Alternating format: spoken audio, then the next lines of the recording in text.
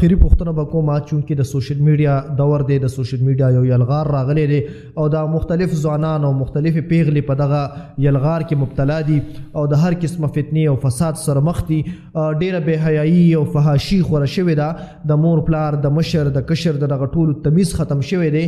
موبایل او دغه سوشل میډیا خلک چې کوم دی د ډېر نقصان سره مخ که، جسمانی نقصان هم شو، روحاني نقصان هم شو او خلک چې کوم دی یو ډېر عجیبه کیفیت نه تېرېږي لګیا دی. دغه خلکو ته پیغام څه ورکوئ چې دغه ځوانان څنګه د دغه څیز نه ځان وساتي او د دوی مور پلار او مشرانو ته به څه پیغام ورکوئ چې تاسو د خپل کشر کول دپاره سوچ څنګه وکړئ؟ همراه صاحب، موبایل د وخت ضرورت دی، د دې نه انکار نشته.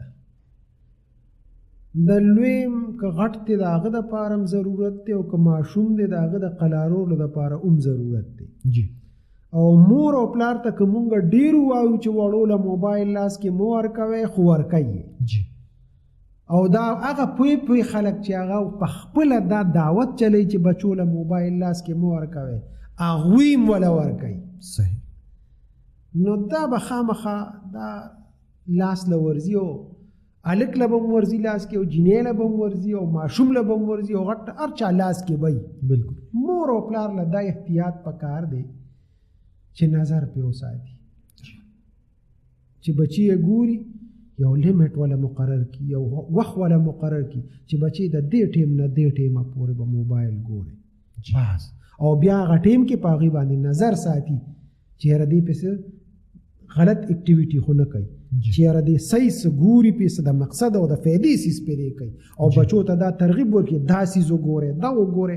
لږه خامخا چې ته موبایل ورکوې نو لږ مازغه به مو سره ستړی کې. نو دا کوشش پکار دی چې موږ پرې نظر وساتو. صحیح. نو زه خپل مشرانو ته دا خبره کوم چې په بچو باندې نظر وساتئ. موبایل نه نشئ منې کولی. دا که موږ ډېر ووایو چې مو ورکوئ خو دا تاسو نشئ کولی، خامخا موبایل ورکوئ خو نظر پرې کلک وساتئ. او ځوانانو ته موږ دا وایو چې دا وخت د فضولیاتو نه دی، دا ډېر قیمتي وخت دی، د دې نه فایده واخلئ. دا یوازې د نقصان دپاره نه دي، دې کې ډېرې فایدې دي. نو چې فایدې دي نو د یو څیز چې ما ته فایده راکوي نو بیا فایدې کار ولې نه کوم چې د نقصان کار کوم؟ نو په دې باندې نقصان مه کوئ، فایده ترې واخلئ. دا تاسو ته هر څه درکوي، دنیا درته ښایي، نالج درته د هرې خبرې درکوي، تاسو علم کې اضافه کوي، ستاسو له هر څه درکوي چې تاسو څه غواړئ هغه تاسو ته درکوي. نو بیا پکار ده چې ښه ترې وغواړو او بد پرېږدو مونږ. نو بس دغه یو ذهن جوړ کړئ او تقوا او پرهیزګارۍ سره ژوند تېر کړئ، د الله نه ویریږئ، د پیغمبر علیه الصلاة والسلام سنت طریقې خپل ژوند کې راولئ، کور کې د سنتو کوشش وکړي. انشاءالله الله سره تعلق وي، د پیغمبر علیه السلام طریقې په کور کې وي او دغسې ژوند لږ شانتې مونږ تېرو، د مانځه پابندي کوو، د اوداسه پابندي کوو. انشاءالله د بچو ذهن به هم زمونږ ټیکي، د کشرانو ذهن به ټیکي، کشران به بېلارې کېږي نه. انشاءالله صراط مستقیم باندې به روان وي. انشاءالله.